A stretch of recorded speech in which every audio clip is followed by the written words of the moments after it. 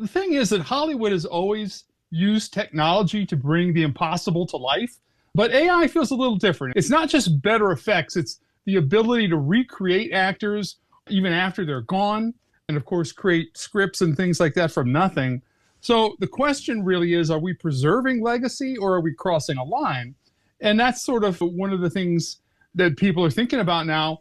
Like I said, AI recreating actors, this example of Val Kilmer going to be resurrected, for lack of a better word, digitally through AI to be in a movie that he wanted to be part of before he passed away. Now, that's important, I think, in this case, because he has consent from his estate and his family and stuff. So that does make a difference, but there's still the fact is this film is going to recreate a deceased actor to play a part in a movie, and that's a big jump.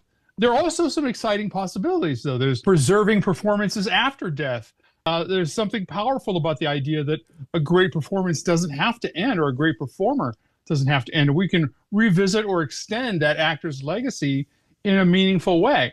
It also has the ability to restore actors' voices and abilities, and AI already helped Val Kilmer regain his voice before, because he was losing his voice due to his illness. And that's what's there. This technology becomes incredibly human and even maybe compassionate. There's so much more access for filmmakers because, like digital cameras opened the door for new filmmakers, AI could allow similar creators to make films that look like studio pictures. So the barrier to entry to filmmaking could be much lower thanks to AI. Dr. Joe Fortunato is with us, film study professor. And then, Joe, the thing that to me is a little concerning, and you brought up the Val Kilmer situation, is, will we eventually, I think we will, because I think this is a slippery slope, will we see John Wayne popping up in a Tom Cruise movie, something like that with action or something, and then you get to dollars and cents, right, Joe? How will the John Wayne image be paid for, and how will the voice actors be paid for, and what does this do? And you deal with this and talk to these people all the time, young actors and actresses looking to get into the industry when maybe their roles are being taken by an AI-generated actor-actress. Well, it's a very real concern, and we're kind of talking heavily on acting right now. But as a writer, a former writer, and a member of the Writers Guild, we had a strike a few years ago. That one of the main striking points was how to protect writers from AI, because the viewing public sees that interface of the movie or the actor in the movie, and they can debate that as an AI thing. But we have the same, or not the same issue, but scary issues involving AI and the writing side of things, of just creating stuff out of nothing, or worse, studios creating stuff and not paying writers, not hiring writers, doing rewrites with no cost, things like that. And actors are worried about the same thing, only they're talking about their image instead of their words. And the big question becomes, who owns a performance? Even with the family approval, we're entering some territory here where identity becomes kind of a living property. And this actually happened years ago when the technology was such. I remember them putting Fred Astaire in a vacuum cleaner commercial or some kind of cleaning commercial, and he was dancing on the ceiling. And that was just repurposing old footage from an old actor and then kind of digitally sweetening it. It's not quite the same thing, but like I said, that was quite a long time ago, and I remember the kerfuffle then, and it kind of just went away. And then a couple of years ago, we saw Harrison Ford get de-aged to play Indiana Jones. I personally didn't mind it, but a lot of people did. And then just not too long ago, I was watching the TV sitcom Ted on Peacock, and there was an episode where former President Clinton came into a Dunkin' Donuts and just yelled profanities at one of the workers, one of the characters of the show. And obviously, you're watching this and you it's AI, or at least I would hope people do. But the whole time, it really took me out of the scene, because I'm wondering the Clintons must have approved this, or is that now considered satire? Is that now considered, fair use? I don't know. And it was just a little bit jarring to see. Joe, let me ask you this, and you bring up an interesting point, and you would know this, I do not. If I star in Joe Fortunato's movie, do you own my performance for that movie till further notice, or is my performance owned by me? Because that would be, to me, very interesting when we talk about the future with AI and their ability to use my face, my voice, once I record it for your particular movie? Well, generally speaking, yes, the studios own the film. Actors and all kinds of crew and stuff are paid a salary. They're paid possibly in points, and if an actor's big enough, big time enough, they might give them points on the movie so they can be part of profit participation. But generally speaking, that copyright goes to the studio that owns it.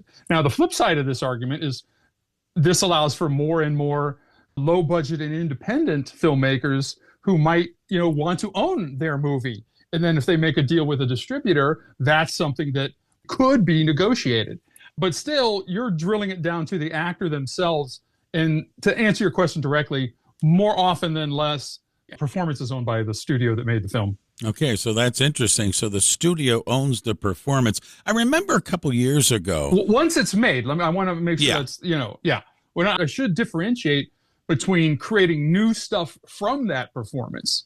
That may be even a slipperier slope. Is like, okay, we've shot this. You agreed to be in the film. Now we're going to take this footage and manipulate it with AI later for a sequel or something. That's a little different. That's a different contract, right? That's a different story. Yes. With us is film study professor Dr. Joe Fortunato with us here on WAKR. Joe, I remember a couple years ago I was watching the Disney Network, and there was one of the spin-off Star Wars series. I think it was the Obi-Wan Kenobi one. And I was watching that, and all of a sudden Darth Vader appears, and all of a sudden James Earl Jones's voice is there. And this was really when AI technology really hit me in the face, because I'm saying, oh my goodness, they dusted off James Earl Jones. I thought he was in really bad health. Here I found out and saw a little documentary that he gave them the okay. He sat with them in the studio, and they tweaked that voice with AI to where he gave the permission, he signed off, and they were going to use it. So on that side of things, to me, Disney probably did the right thing. They called in James Earl Jones and got his permission. I imagine stuff like that is happening now, and a lot more of it down the line. Well, and that's, like I said, a new technology. And that's foresight for Disney to think of that, but that's actually a pretty good example because, here you have a legendary voice, we could say the same thing about Morgan Freeman, kind of recording his voice. Yeah. I'm sure they would have considered doing that with Mel Blanc back in the day if, before Mel passed away and during his time. So, the point is there's also a fine line between honoring an actor's legacy and simply monetizing it. There's also a loss of authenticity. Part of what moves us in a film is knowing that a real human being is, creating that moment. And AI kind of risks breaking that emotional connection. And like I said, I was jarred in that TV show I was watching.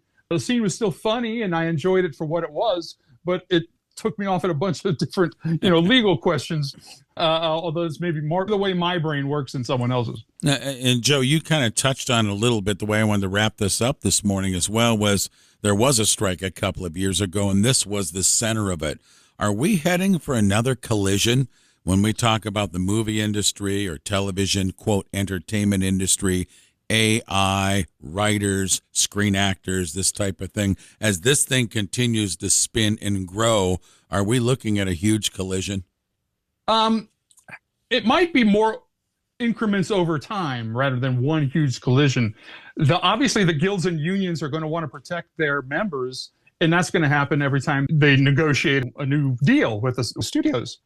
And, that happens every couple years, and every couple years we get a little deeper into the technology. I don't know if there's any one big moment, although this Val Kilmer film does feel like it could be a bit of a watershed moment of having this discussion like we're doing today.